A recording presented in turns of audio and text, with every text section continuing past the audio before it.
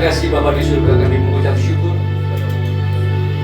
di minggu pagi, minggu yang pertama di bulan Agustus ini.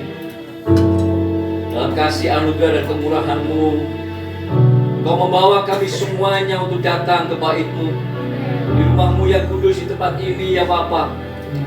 Kami berkumpul bersama, kami memuji, kami memuliakan, dan kami menyembah-Mu. Percaya Kau menilik hati setiap kami semuanya yang datang dengan hati yang rindu untuk kami sungguh-sungguh menaikkan pujian kami, menaikkan penyembahan kami, dan datang dengan hati yang rindu ya Bapa untuk mendengar Bapa berbicara kepada kami, memberkati kami semuanya dengan firman yang hidup yang dari Bapa, mengenyangkan kami dengan mana surgawi.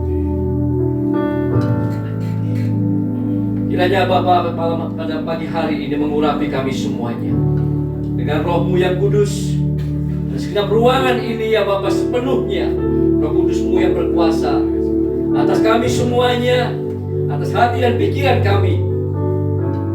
Dan kami duduk diam, kami mendengarkan akan firman-Mu, membuka hati kami, pikiran kami, dan telinga kami. Dan dalam pengurapan Roh Kudus-Mu ya Bapa, Kau membuat kami semuanya mengerti akan isi hati-Mu, akan kehendak-Mu dan apa yang harus kami kerjakan dan lakukan dalam hari-hari hidup kami di bawah matahari. Makasih Bapa, urapi hamba-Mu yang Kau pakai untuk menjadi saluran firman-Mu. Seluruh pikiran, perasaan, hati hamba-Mu dan lidah bibir hamba-Mu kiranya menjadi alat di tangan-Mu. Sehingga kami semuanya ya Bapa hanya diberkati oleh firman yang hidup yang dari isi hati Bapa di surga. Kami siap untuk diberkati oleh firman di dalam nama Tuhan Yesus Kristus. Haleluya. Amin. Amin. Amin. Mari kita akan sama-sama merenungkan beberapa kebenaran firman Tuhan Bapak Ibu Saudara di hari ini sebelum kita nanti ambil bagian dalam perjamuan kudus.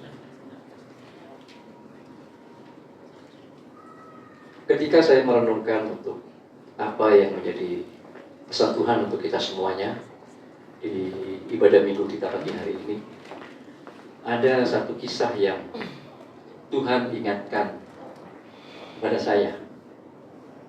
Dan kita akan memulai renungan firman Tuhan dengan melihat kepada kisah itu ya Bapak Ibu Saudara. Kisah itu dimulai pada Kejadian 6. Kejadian 6 ayatnya yang ke-9. Kita tidak akan baca semuanya, pasti kita sudah hafal akan kisah ini.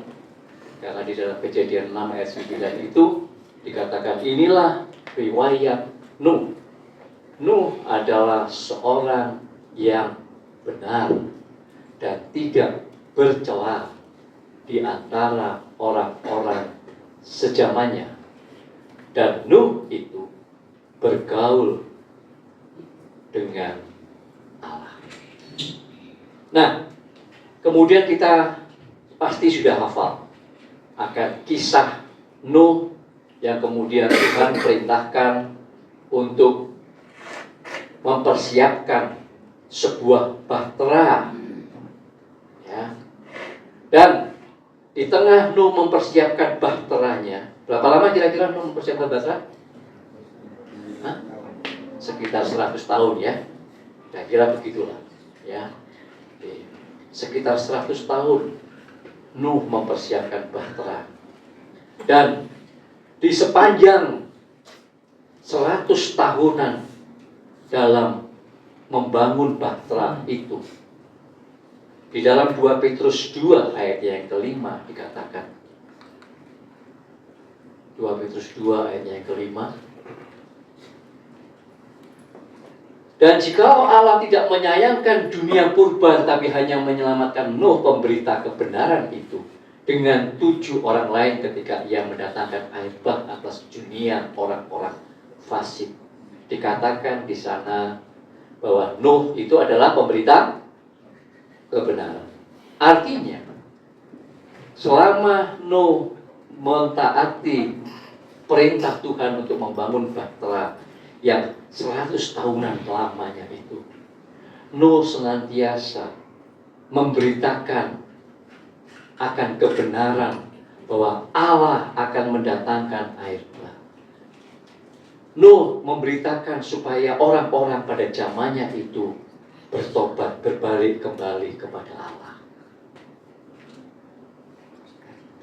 Terus dia memberitakan itu. Nah, di dalam Lukas 17 ataupun juga di dalam Matius 24, Lukas 17 ayat 26 sampai 27, dan juga di dalam Matius 24, 38, 39. Kita buka yang di Lukas dulu. Lukas 17, 26, 27. Tuhan Yesus berkata begini, dan sama seperti terjadi pada zaman Nuh, demikian pula lah halnya kelak pada hari-hari anak manusia. 27. Mereka makan dan minum, mereka kawin dan dikawinkan, sampai kepada hari Nuh masuk ke dalam bahtera, lalu datanglah air bah dan membinasakan mereka semua. Bapak Ibu Saudara, melalui kisah ini kita mau merenungkan bagaimana seharusnya kita ini hidup, menjalani hari-hari kita di hari-hari kedatangan anak manusia. Tuhan Yesus berkata bahwa di akhir zaman itu dikatakan sama seperti pada zaman Nuh. Ya. Saya ingin berdiri di tempat ini ketika Tuhan memberikan kesempatan untuk menyampaikan kebenaran firman Tuhan. Selalu dan selalu adalah bagaimana kesiapan, bagaimana persiapan, mengingatkan terus. Apakah kita sudah siap di tengah hari-hari yang kita jalani dalam seluruh aktivitas kegiatan kita masing-masing? Apakah kita sudah siap kalau sekiranya hari itu, waktu itu datang?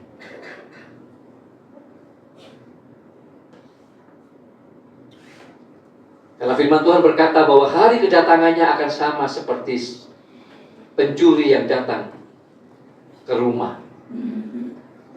Tidak diketahui. Tetapi apakah kita siap sedia senantiasa? Hari-hari yang kita lewati selalu kita mengingatkan kepada diri kita, apakah kita siap?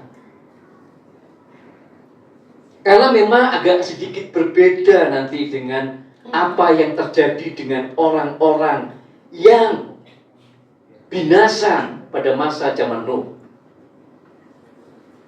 Agak sedikit berbeda kita. Mereka binasa pada saat Tuhan Yesus belum datang. Sehingga kemudian dikatakan bahwa di dalam 1 Petrus 3 ayatnya yang ke-19 dan 20,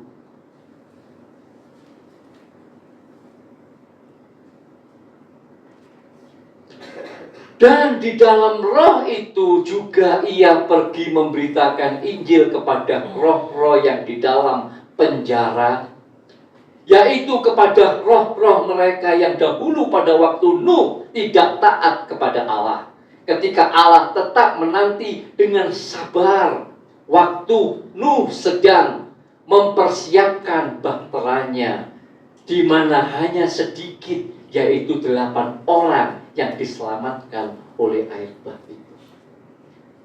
Ada sedikit perbedaan ketika Tuhan Yesus disalibkan dan kemudian ia mati turun ke dalam alam maut. Ayat ini berkata bahwa Tuhan Yesus memberitakan Injil keselamatan kepada roh-roh mereka yang pada zaman Nuh itu. Kita tidak tahu seberapa banyak di antara manusia-manusia, jiwa-jiwa itu yang kemudian bersedia menerima kabar keselamatan, Injil keselamatan yang Tuhan Yesus beritakan di alam roh itu. Tetapi Efesus mencatat ketika ia naik, ia membawa para tawanan.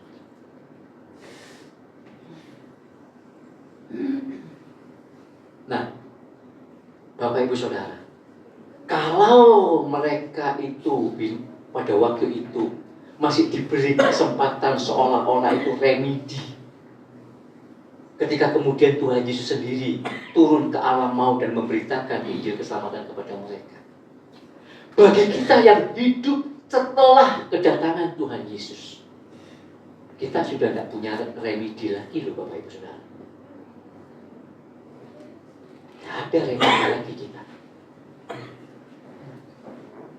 Masa-masa inilah masa-masa kita selalu diperingatkan, diingatkan terus menerus. Kalau kita ada di sebuah komunitas gereja yang hamba Tuhannya selalu mau mengingatkan.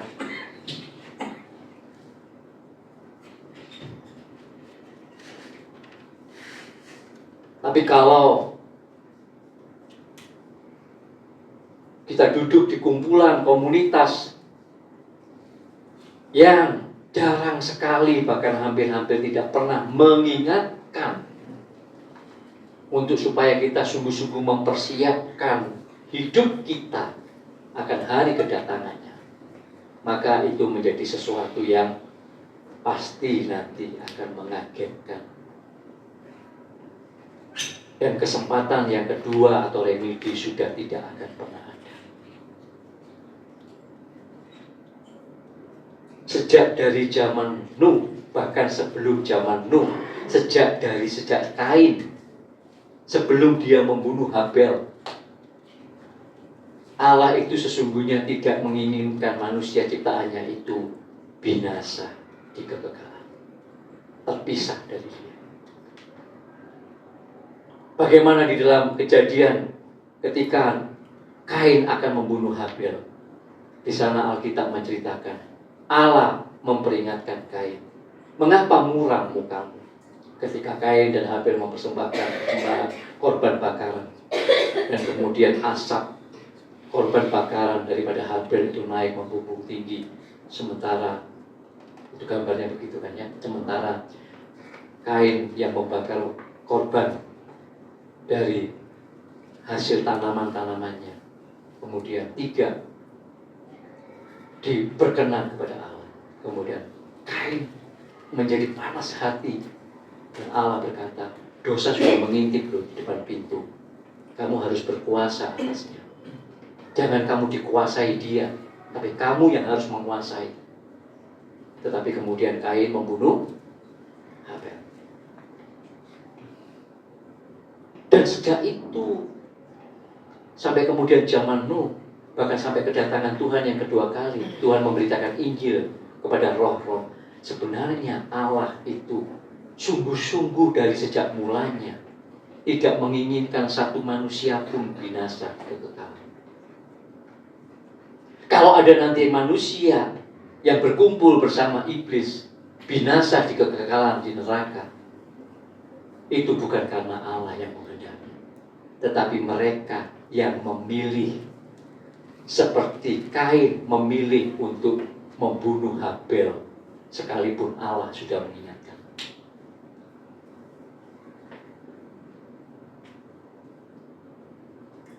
Maka kita di tempat ini,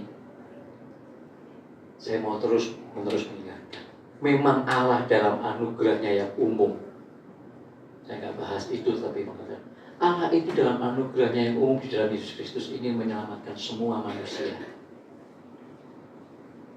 Tetapi kan kita tahu, berkali-kali kita mendengar dari mimbar ini, kita adalah orang-orang yang beroleh anugerah yang khusus di dalam Yesus Kristus. Amin. Pesan firman Tuhan pada pagi hari ini adalah jangan sampai kita ini menjadi orang-orang yang sudah diberikan anugerah khusus oleh Allah di dalam Yesus Kristus, tetapi kemudian kita menyia-nyiakan anugerah Allah itu. 2 Korintus 6 ayat 1 dan 2.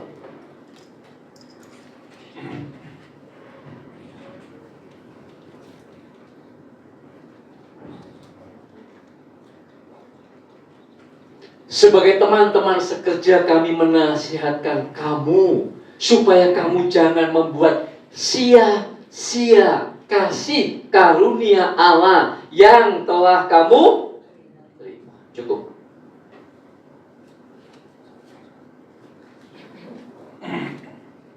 Allah sudah memberikan kasih karunia, anugerah yang khusus buat kita sebagai orang percaya di dalam Tuhan Yesus Kristus.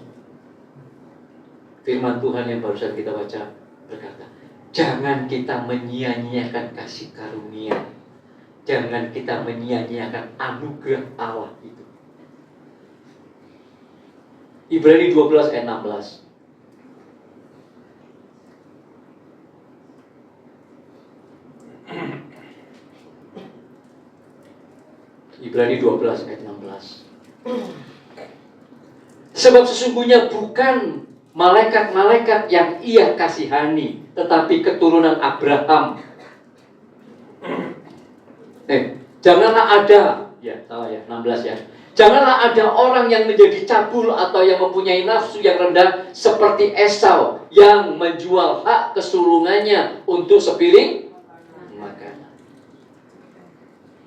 Firman Tuhan pagi hari ini mau mengajak kita, mengingatkan kita sebelum kita mengambil tubuh dan darah Tuhan Yesus,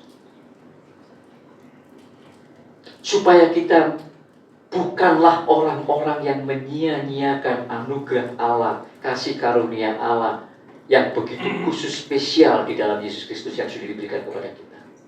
Jangan kita menjual hak kesulungan yang telah Allah berikan kepada kita oleh anugerahnya di dalam Yesus Kristus seperti yang dilakukan oleh Esau.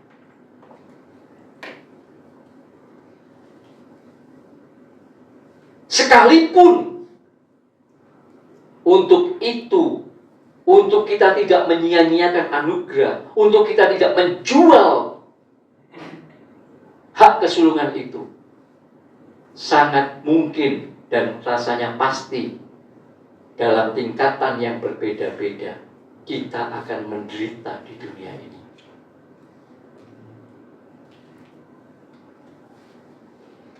Tapi penderitaan itu hanyalah sementara.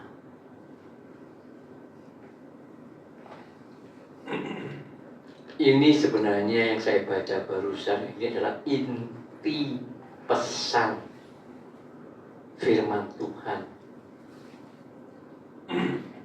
untuk kita sungguh-sungguh masukkan dalam hati kita pagi hari ini. Jangan menyia-nyiakan anugerah Allah. Jangan pernah menjual hak kesulungan yang telah Allah berikan kepada kita di dalam Yesus Kristus. Sekalipun untuk itu kita harus menderita di dunia ini. Karena penderitaan di dunia ini, di bawah matahari ini, tidak akan pernah ada yang langgeng. Pasti hanya sementara.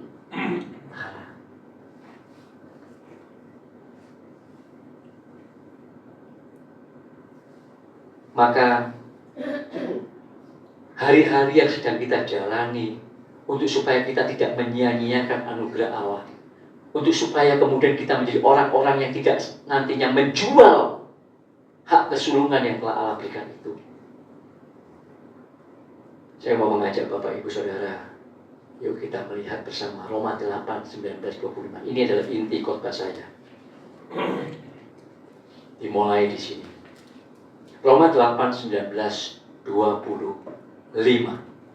Roma 8 ayat yang 19 sampai dengan yang ke-25. Dikatakan di sana Roma 8, 19, 25. Sebab dengan sangat rindu seluruh makhluk menantikan saat anak-anak Allah dinyatakan. Karena seluruh makhluk telah ditaklukkan kepada kesia-siaan. Bukan oleh kehendaknya sendiri, tetapi oleh kehendak Dia yang telah menaklukkannya. Tetapi dalam pengharapan, bukan tidak dalam pengharapan, bukan dalam keputusasaan, bukan dalam ketiadaan pengharapan, tetapi dalam pengharapan. Karena makhluk itu sendiri juga akan dimerdekakan dari perbudakan, kebinasaan, dan masuk ke dalam kemerdekaan, kemuliaan anak-anak Allah. Lanjut. Sebab kita tahu bahwa sampai sekarang segala makhluk sama-sama mengeluh dan sama-sama merasa sakit bersalin. Dan bukan hanya mereka saja, tetapi kita yang telah menerima karunia sulung roh, kita juga mengeluh dalam hati kita sambil menantikan pengangkatan sebagai anak, yaitu pembebasan tubuh kita. Lanjut. Sebab kita diselamatkan dalam pengharapan, tetapi pengharapan yang dilihat bukan pengharapan lagi. Sebab bagaimana orang masih mengharapkan apa yang sudah dilihatnya. 25. Tetapi jika kita mengharapkan apa yang tidak atau belum kita lihat, kita menantikannya dengan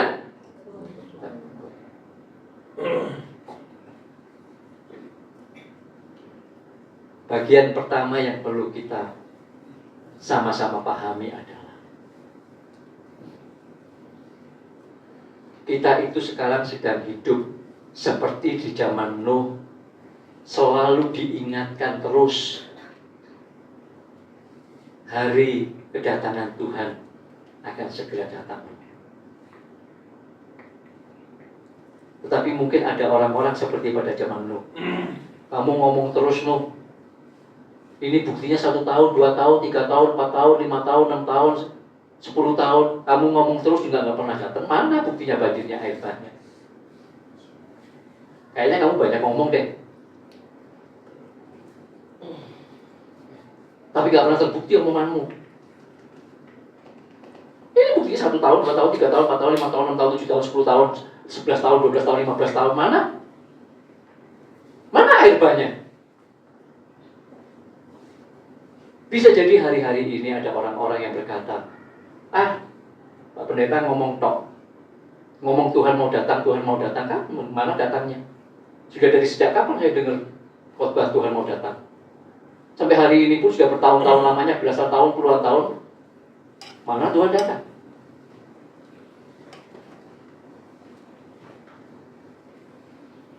Bapak Ibu Saudara, saya percaya tidak ada seorang pun di antara kita di tempat ini yang merespon seperti itu. Amin. Tetapi kita mau pagi hari ini, kita sungguh-sungguh mempersiapkan diri kita bahwa hari itu pasti akan datang. Cepat atau lambat, tetapi Allah tidak pernah lambat.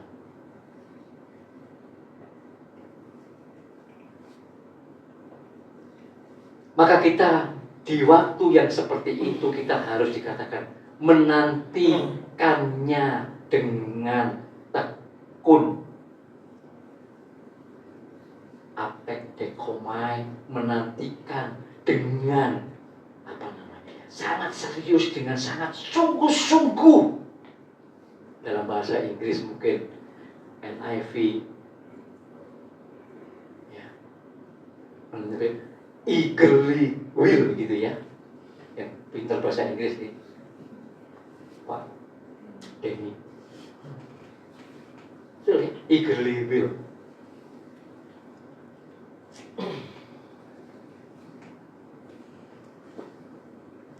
Dengan kesungguhan.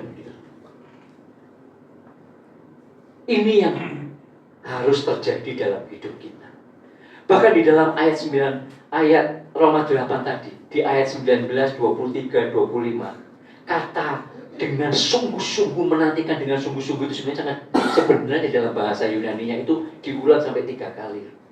Meskipun dalam terjemahan bahasa Indonesia LAI mungkin hanya di ayat yang terakhir tadi kita 25 tadi menantikan dengan tekun gitu. Tetapi yang di ayat atasnya itu menantikan gitu. Tapi sebenarnya itu menggunakan kata yang sama. Yang sekiranya itu diterjemahkan menantikan dengan tekun, menantikan dengan tekun, menantikan dengan tekun gitu. Kita mungkin membacanya itu bisa lebih apa namanya ya? Oh, ini kok diulang 3 kali ya? Gitu. Ya. Memang itu pilihan daripada terjemahan Bapak Ibu Saudara. Memang kalau mau sedikit bicara tentang terjemahan ini, ya ada begitu kompleks. Saya kemarin ketemu dengan seorang akademisi, teolog, apologet, seorang hamba Tuhan pendeta yang begitu getol hari-hari ini sudah sekian tahun lamanya untuk mau membenahi, memberikan sebuah alternatif yang lain tentang terjemahan. Dan kemudian dia mengeluh karena kemarin ketemu dengan saya, dengan istri. Dan kemudian kebetulan istrinya adalah kebetulan dia adalah kakak daripada teman SD-nya istri saya.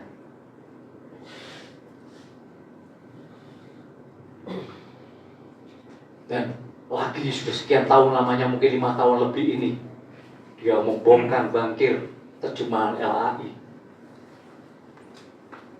dan merasa tidak setuju dengan terjemahan LAI, dan dia mengeluh, saya lupa, saya ini menyampaikan yang benar ini, tapi saya malah disesat-sesatkan katanya. Kami diskusi kemarin.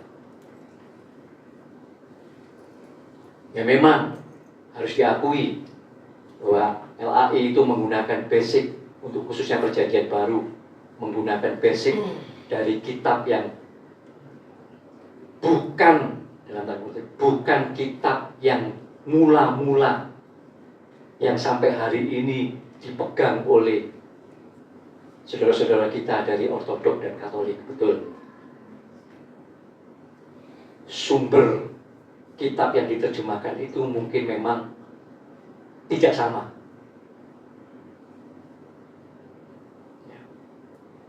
Sehingga kemudian muncul sebuah terjemahan yang mungkin agak berbeda. Tetapi saya mau katakan juga kepada dia, iya, tetapi kan kalau seorang pengkhotbah, seorang gembala, kalau dia adalah seorang gembala yang bertanggung jawab, seorang pengkhotbah yang bertanggung jawab, pastilah dia akan belajar. Tidak mungkin hanya cuma sekedar memegang satu versi Alkitab. Pasti dia, pengkhotbah itu, gembala itu, pendeta itu akan punya banyak versi Alkitab. Dan ketika dia menyiapkan khotbah, dia pasti akan membuka, merenungkan, membandingkan, mempelajari. Tidak hanya bermodalkan satu Alkitab terjemahan saja. Sehingga dengan begitu seharusnya maka pengkhotbah yang bertanggung jawab, gembala yang bertanggung jawab, pendeta yang bertanggung jawab dalam khotbahnya pasti lebih bisa memahami konteks dan kosakata yang ada di situ. Tidak serta-merta. Iya Pak, tetapi kan mestinya kan lebih baik lagi kalau kemudian ini diterjemahkan dengan benar begini. Oh iya, ya kalau kamu memang ngotot seperti itu, ya nggak apa-apa, artinya maka ya baik-baik saja. Tapi ya nggak perlu mengeluh kalau kemudian orang lain atau pihak lain itu kemudian akan juga berseberangan dengan apa yang kamu katakan. Toh nanti kebenaran akan muncul pada saatnya. Oh iya sih Pak, setelah ngomong panjang lebar begitu, setelah pulang baru kemudian dia WA, saya renungkan, iya sih Pak, kayaknya Bapak benar. Pada akhirnya kebenaran akan muncul. Iya. Ya, tapi memang saya setuju. Kalau Kalau kita seandainya membaca ini dengan ada kata eagle levit itu 3 kali, maka kita pasti akan lebih ngeh bahwa memang Allah menghendaki kita di masa di mana kita itu sedang menantikan pernyataan kemuliaan kita sebagai anak-anak Allah di dalam Yesus Kristus. Satu hal yang Allah mau kita harus menantikan dengan kesungguhan hati. Kita mesti menantikan dengan tekun. Bahkan di situ dikatakan, sekalipun harus melewati sebuah penderitaan, penderitaan yang digambarkan seperti sakit bersalin. Tentu ibu-ibu yang pernah mengalami sakit bersalin, berjuang di antara hidup dan mati dalam proses melahirkan anak-anak bayi, pasti lebih bisa menghayati.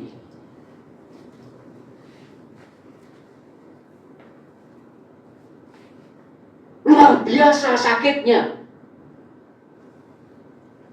Tetapi kalau kita mau mengalami sukacita kelahiran bayi kita, maka penderitaan ini, seberapapun beratnya, tetap harus dilewati. Betul kan? Oh sekarang enggak Pak Pendeta, sekarang kan sudah ada sesar. Memangnya sesar tak sakit? Lagi. Tetap sakit. Istri saya sesar 3 kali. Kalau tidak sakit, ya sakit antara hidup dan mati juga, gitu kan? Tapi itu yang harus dilewati, proses itu tetap harus dilewati. Kalau mau bayi itulah lahir.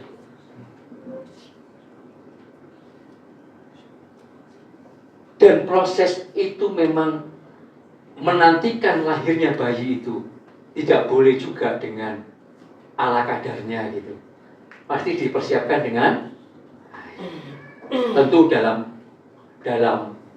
tingkatan yang berbeda-beda. Pasti setiap ibu akan mempersiapkan yang terbaik yang dia bisa untuk proses kelahiran bayinya. Nah kan? Mestinya ini.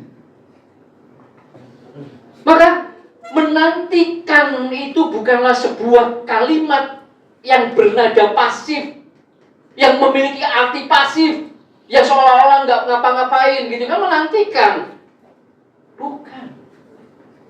Menantikan adalah sesuatu yang bersifat aktif. Ada kesungguhan hati, ada keseriusan kita untuk bersedia menjalani proses, sekalipun itu menyakitkan.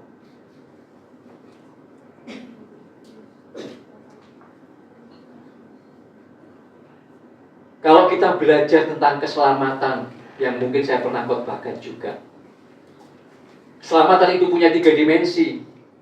Di dalam Yesus Kristus kita sudah diselamatkan, kita sedang diselamatkan, dan kita juga akan diselamatkan. Sudah, karena Yesus Kristus sudah membayarnya lunas di atas kayu salib. Sedang, karena Allah memberikan Roh Kudusnya, Injil, tangan kasih Bapa, untuk kemudian menyelamatkan karakter kita, sifat-sifat dosa kita, apapun yang tidak berkenan kepada Bapa. Bapa mulai kikis itu satu demi satu. Kita sedang diselamatkan, dan pada waktunya nanti kita akan diselamatkan. Ketika datang Yesus Kristus yang kedua kali, kita mengalami kemuliaan bersama-sama dengan Dia. Maka sekalipun sakit, kita mesti mempersiapkan diri untuk kemudian Bapa itu mereteli kita satu-satu. Bagian-bagian yang tidak berkenan di hadapan Allah, Allah mau preteli itu satu-satu. Nggak sama masing-masing kita. Masing-masing kita punya kurikulum yang berbeda. Ada bagian-bagian yang orang-orang tertentu dengan bagian-bagian yang misalnya bagian tentang mengalami dalam hal cara keuangannya yang jelek sekali, tentang seksualitas, pornografi, tentang yang apalagi misalnya kesombongan, tentang apalagi yang lain-lain macam-macam, semuanya itu dalam prosentase yang berbeda-beda. Allah garap satu di masa penantian ini. Dan kita harus menantikan dengan kesungguhan hati untuk kemudian kita harus lewati ini, Tuhan. Itulah arti keselamatan yang sesungguhnya. Bukan cuman sudah pokoknya kita sudah selamat, tinggal nunggu nanti kita mati duluan atau Tuhan Yesus datang pokoknya kita selamat. Bukan cuman begitu. Tetapi proses ini harus kita jalani dari hari ke hari. Kita melihat bagaimana Allah mengikis satu demi satu. Kalau kemudian aku nggak tahu ya Pak, nah maka berarti kurang perhatian, kurang sungguh-sungguh. Karena kalau kita sungguh-sungguh menantikan, kita tahu kok, aku dikikis yang ininya dikikis dulu sama Tuhan. Yang ini aku sudah dikikis, ini dikikis, ini dikikis. Kita bisa melihat perbedaannya dari sejak kemudian kita sungguh-sungguh menantikan sungguh-sungguh itu 10 tahun yang lalu sampai hari ini kita sudah bagaimana itu kita bisa merasakan. Orang lain juga bisa melihat.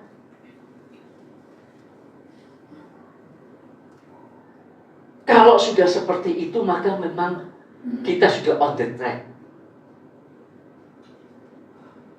Tapi kalau kemudian kita nggak tahu karena kita nggak peduli, berarti pagi hari ini kita diingatkan. Menantikanmu berarti belum sungguh-sungguh itu. Menantikanmu berarti belum dengan tekun. Sampai kamu nggak tahu. Ibu yang mau melahirkan bayi, terus kemudian gini, aku nggak tahu Pak, buka piro iki wis. Ini mungkin yang muda-muda nggak tahu ini buka berapa, memang buka apa gitu ya, buka toko gitu. Kan ada bukaan-bukaannya kan? Kan harus diikuti itu. Ya. Prosesnya dari mulai terjadi kontraksi, mulai sampai nanti ketuban itu pecah. Semua itu kan harus diketahui kan? Maka di situ menjadi sebuah gambaran bagaimana orang-orang yang menantikan dengan sungguh-sungguh, menantikan dengan tekun, dia perhatikan itu. Maka itu yang Tuhan mau. Ayo, memang kita semuanya ini dikatakan tadi sedang menantikan hari di mana kita dinyatakan sebagai anak-anak Allah dimuliakan bersama-sama dengan Tuhan Yesus. Kita nggak tahu hari itu kapan. Kita sedang menantikan. Tetapi menantikan itu bukan pasif. Menantikan ini adalah aktif. Karena kita menantikan dengan sungguhan hati. Kita menantikan dengan tekun. Kita tahu satu demi satu proses yang sedang Allah kerjakan di dalam hidup kita. Amin. Yang kedua, kalau tadi yang dikatakan yang pertama dalam Roma 8 ayatnya yang ke 19 sampai dengan 25 itu adalah menantikan dengan sungguh-sungguh, maka yang kedua adalah menantikan itu tidak hanya dengan tekun dan sungguh-sungguh, tetapi menantikan itu harus juga dengan sebuah perspektif yang benar. Maksudnya adalah Roma 14 ayat 17. Yang kita nantikan itu adalah apa? Kedatangan kerajaan surga, ya kan? Di mana Yesus Kristus akan memerintah, dan kemudian kita yang dilayakkan untuk memerintah bersama-sama dengan Dia, ya kan? Nah, maka kita mesti ketika menantikan itu kita mesti punya perspektif yang benar. Yang kita nantikan ini apa? Oh, kerajaan Allah, kerajaan surga. Oke, kalau begitu kerajaan surga itu apa? Roma 14 ayat 17. Sebab kerajaan Allah itu bukan soal makanan dan minuman, tetapi soal kebenaran, damai, sejahtera, dan sukacita oleh Roh Kudus. Hari ini ada orang yang kemudian memang mungkin menantikan, iya Pak, aku juga menantikan, aku rindu supaya Tuhan segera datang yang kedua kali. Iya, puji Tuhan. Tapi mesti tambahi, kamu sudah sungguh-sungguh belum, dengan tekun belum. Perhatikan enggak sehari demi sehari, bagaimana kedagingan dalam dirimu itu dikupas satu demi satu, lembar demi lembar oleh Allah. Perhatikan enggak? Yang kedua, perspektifmu sudah benar enggak tentang kerajaan surga yang kamu nantikan itu? Jangan-jangan kamu perspektifnya tentang kerajaan surga itu adalah yang berbeda dengan Roma 14 ayat 17 ini. Bahwa kerajaan surga itu tentang kebenaran, tentang damai, sejahtera, tentang sukacita oleh Roh Kudus. Bukan soal berkat-berkat jasmani. Bukan. Kalau ada orang menantikan kerajaan surga, menantikan kedatangan Tuhan Yesus, kemudian tapi sementara menantikan, kemudian perspektifnya diberkati secara jasmani, diberkati ini, diberkati itu, dan segala macam. Oh, berarti perspektifmu salah dong. Karena yang kita nantikan itu bukan soal makan dan minum, tetapi hidup dalam kebenaran, mengalami damai sejahtera dan sukacita oleh Roh Kudus. Bukan damai sejahtera dan sukacita karena uang kita banyak, oleh karena mungkin properti kita banyak, investasi kita melimpah, atau oleh karena hal-hal kesenangan dunia ini. Bukan sekalipun. Tidak salah kok kita punya harta yang banyak, punya uang yang banyak. Tidak salah. Tidak salah juga kalau kemudian kita bisa pergi liburan. Tidak salah. Tetapi kita punya perspektif yang benar. Bukan ini yang sedang tak nantikan. Kalau ini mah sementara aja. Tapi yang aku nantikan adalah kerajaan surga, kebenaran, damai sejahtera, sukacita. Bukan karena hal-hal yang di luar itu, tetapi karena Roh Kudus yang ada di dalam. Inilah sebenarnya yang sudah begini, ini baru kemudian perspektif yang begini, ini adalah perspektif warga negara kerajaan surga. Sekalipun kita sedang menjalani hidup di tengah-tengah dunia ini, sekalipun kaki kita ini masih menapak bumi, menapak tanah, masih berjalan di tengah-tengah dunia ini, tetapi kita itu sudah punya perspektif warga negara surga. Kita sudah mempersiapkan diri kita, menanti-nantikan dengan tekun dan dengan sungguh-sungguh dinyatakannya kerajaan itu. Maka kalau memang kita itu sedang menjalankan dua hal ini, menantikan dengan sungguh-sungguh, menantikan dengan benar, maka ada dua hal, ada dua tanda ini yang pasti akan terjadi dalam hari-hari hidup kita yang sedang kita alami. Apa itu? Yang pertama, kita akan pasti orang yang menantikan dengan sungguh-sungguh, yang menantikan dengan tekun, yang menantikan dengan perspektif yang benar, dia akan mengalami pembaharuan manusia rohaninya.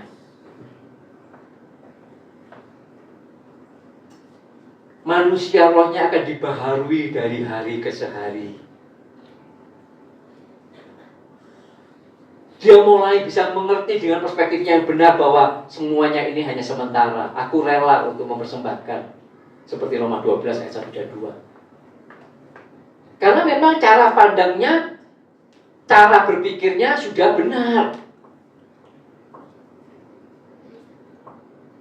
Hidupnya sudah memandang kepada kekekalan. Sekalipun kekekalan itu belum datang. Kekekalan itu masih jauh di sana misalnya. Dia belum tahu, tetapi sudah di sana cara Pak ini yang memandangnya.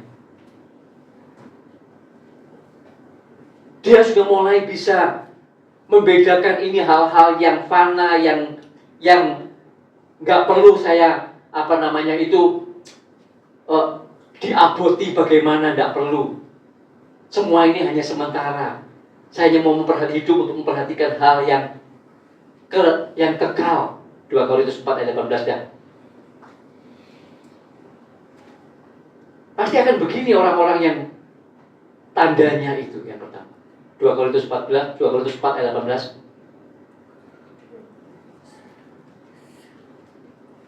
Sebab kami tidak memperhatikan yang kelihatan, melainkan yang tidak kelihatan. Karena yang kelihatan adalah sementara, sedangkan yang tidak kelihatan adalah pasti.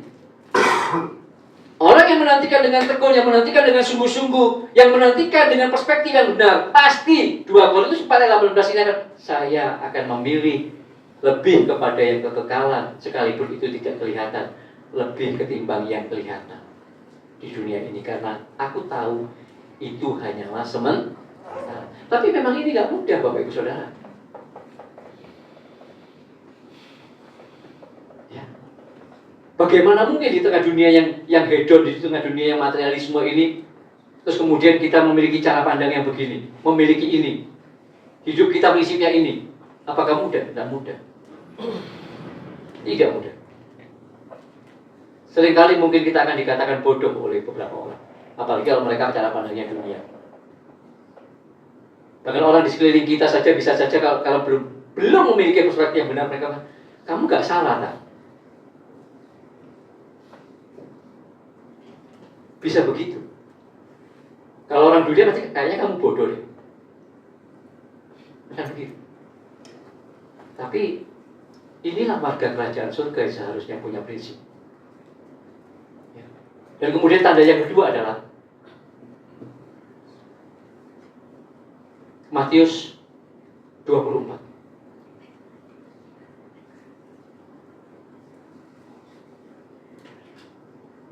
Ayatnya yang ke-45 sampai dengan ayatnya yang ke-51.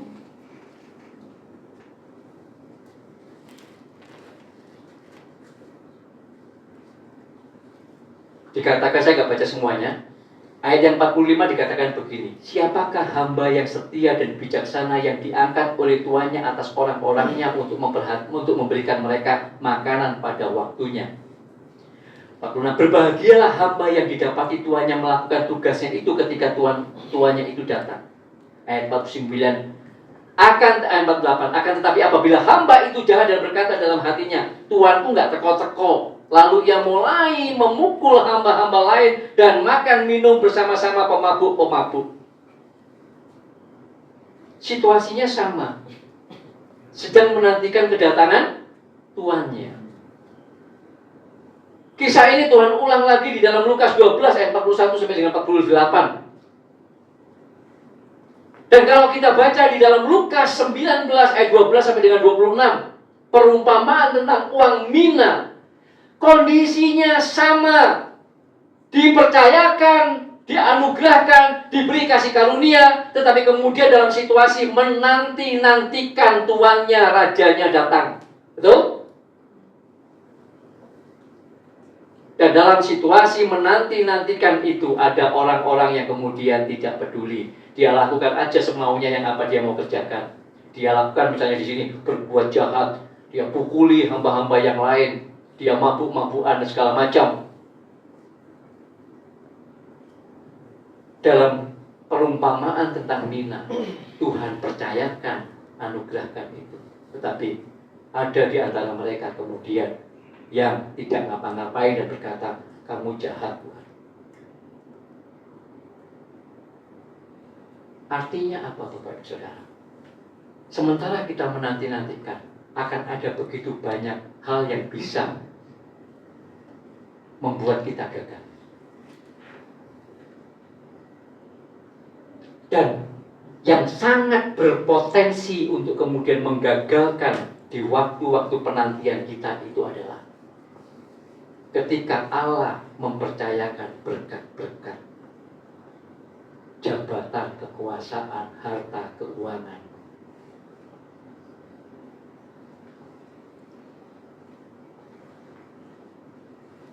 Ini sangat berpotensi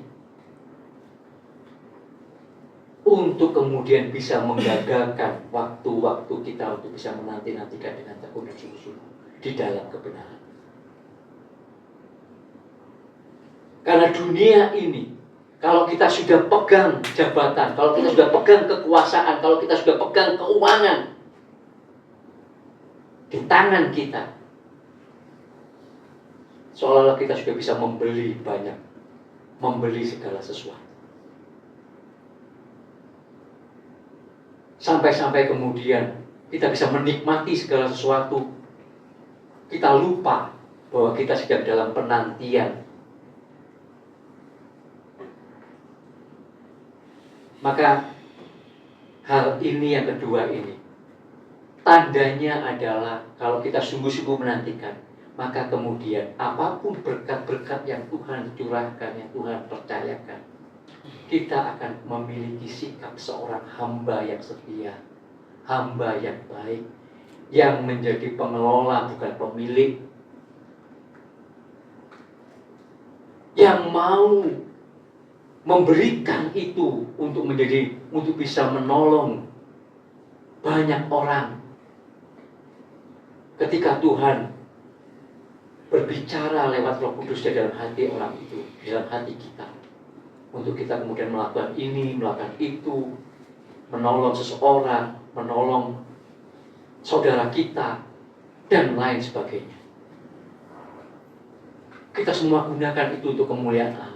1 Korintus 10:31 berkata, kita makan, minum, itu semuanya untuk kemuliaan Allah. Hal-hal yang lain apapun juga kita lakukan semuanya itu untuk kemuliaan Allah.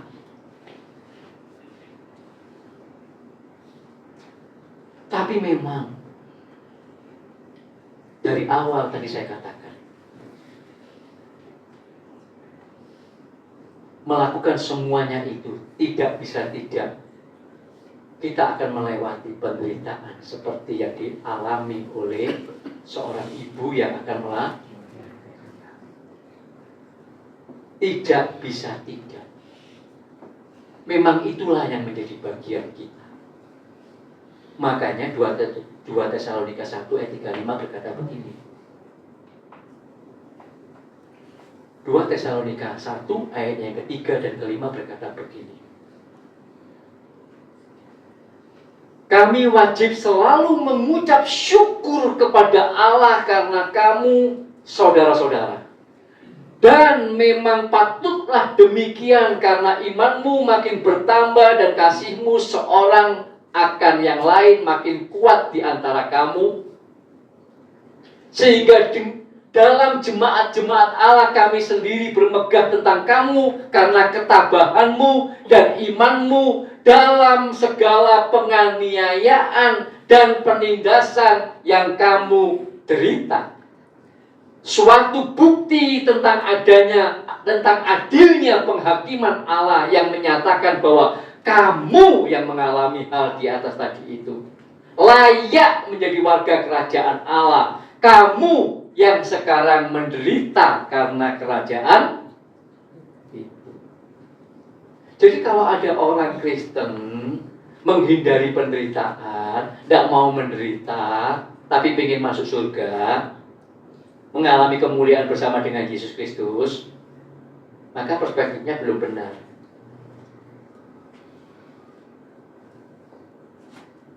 Karena memang kita diberi panggilan khusus yang tidak hanya untuk percaya saja, tetapi juga untuk menderita bersama Yesus.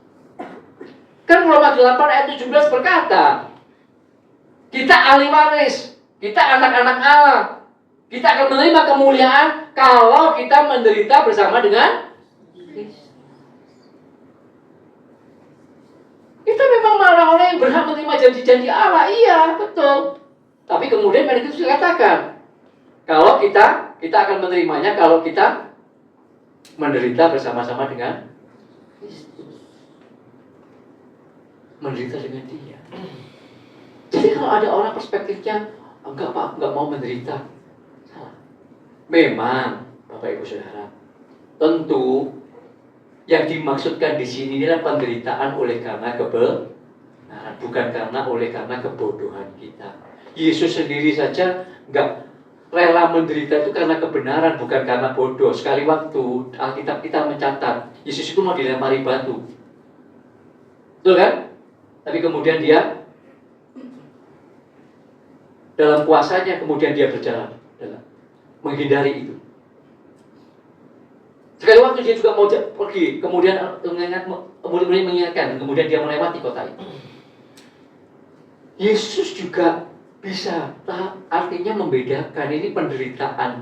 Karena kalau berkata waktunya belum tiba, nanti ada saatnya dia akan tidak menghindar penderitaan itu dalam penyalipan. Dia tidak menghindar, tetapi pada waktunya belum tiba dia harus menghindar.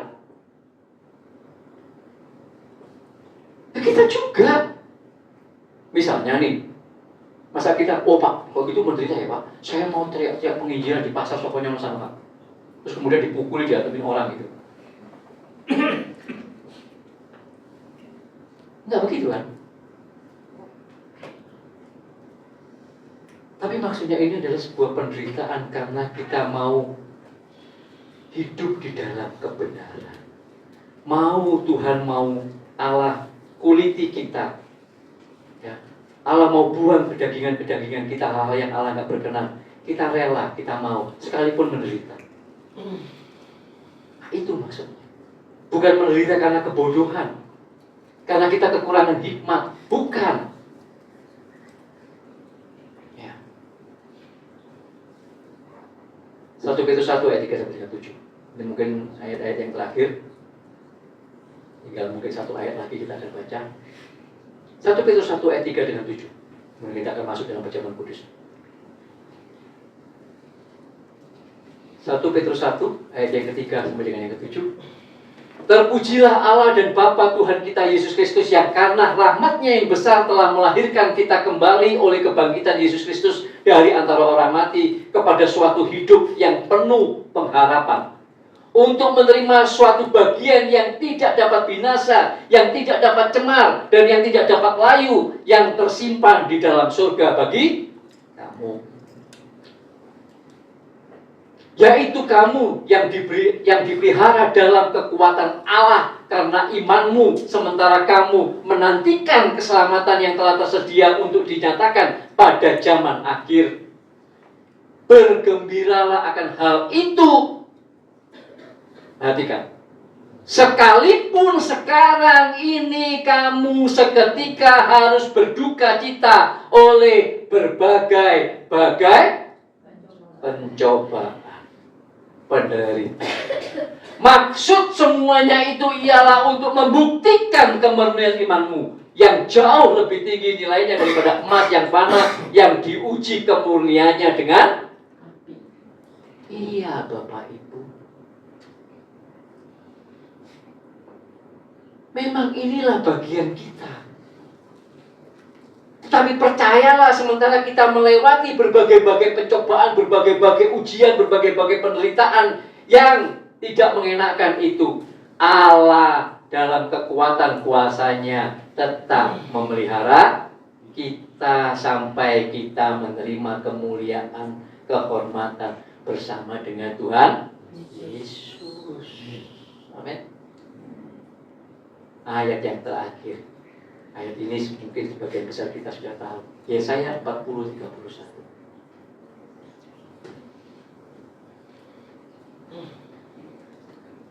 Yesaya 40:31 kita baca sama-sama. Ini akan mengantarkan kita masuk dalam perjamuan kudus. Sudah ketemu? Yesaya 40:31. Oke, kita baca sama-sama ya. 1, 2, 3. Tapi orang yang menanti-nantikan Tuhan mendapat kekuatan baru.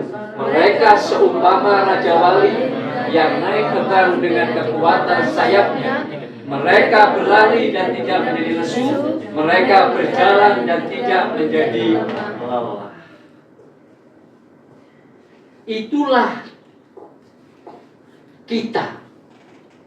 Kalau kita adalah orang-orang yang menantikan dengan tekun, menantikan dengan sungguh-sungguh, menantikan dengan perspektif yang benar, maka kita akan senantiasa berjalan, tidak menjadi lelah, berlari, tidak menjadi lesu. Kita akan naik terbang dengan kekuatan sayapnya seumpama Raja Wali. Amin. Ya. Maka Bapak Ibu Saudara, sekali lagi saya harus mengulang yang dari awal tadi saya sampaikan. Sebagai orang-orang yang menanti-nantikan kemuliaan anak-anak Allah dinyatakan kepada kita, yang kita tidak tahu kapan waktunya. Sama seperti Nuh juga tidak tahu kapan air bah itu datang. Pokoknya dia bangun bahtera terus. Sambil dia memberitakan, mengabarkan kepada orang-orang yang dia temui, bertobatlah, bertobatlah, Tuhan akan datang. Selama 100 tahun lamanya. Nuh diejek, mungkin juga diganggu pekerjaannya, dan lain sebagainya. Mengalami, dikatakan bahwa Nuh itu orang benar yang kemudian mengalami penderitaan pada zamannya hidup di antara orang-orang fasik. Maka kalau kita sungguh-sungguh menanti-nantikan Tuhan dengan benar, maka kita pun juga tidak bisa terhindarkan. Tetapi sekali lagi, jangan menyia-nyiakan anugerah Allah. Jangan menjual hak kesulungan yang telah Allah berikan kepada kita oleh anugerahnya di dalam Yesus Kristus. Sekalipun untuk itu kita harus menderita sementara waktu di dunia ini. Karena penderitaan itu hanyalah sementara, dan penderitaan itu tidak sebanding dengan kemuliaan kekal yang akan kita. Amin. Mari kita mengucap syukur. Terima kasih Bapa. Sebentar kami akan pulang meninggalkan tempat ini.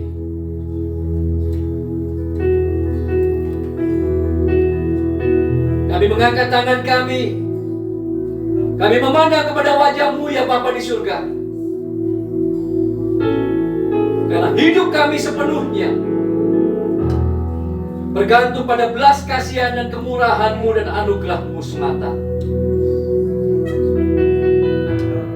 Oleh karena itu sebelum kami meninggalkan tempat ini, Engkau rindu untuk memberkati kami semuanya.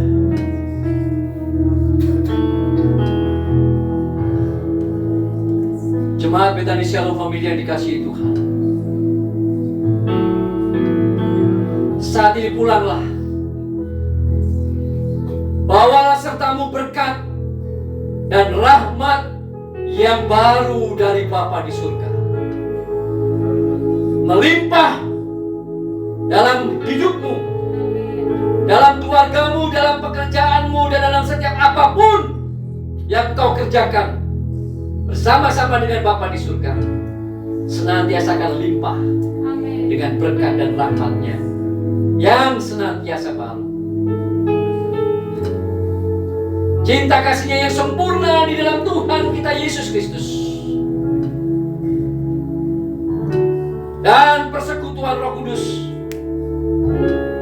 itu yang akan senantiasa menolongmu, menguatkanmu, meneguhkanmu, menghiburkanmu, dan bahkan membuatmu berhasil menjadi anak-anak Bapa di surga yang melakukan kehendak Bapa di sepanjang hidupmu. Dan kita semuanya menerima berkat yang limpah di dalam Tuhan Yesus Kristus. Semua kita sudah diberkati dan menerima berkat oleh Allah Bapa. Sama-sama kita katakan amin. Tuhan Yesus memberkati. Selamat hari ini.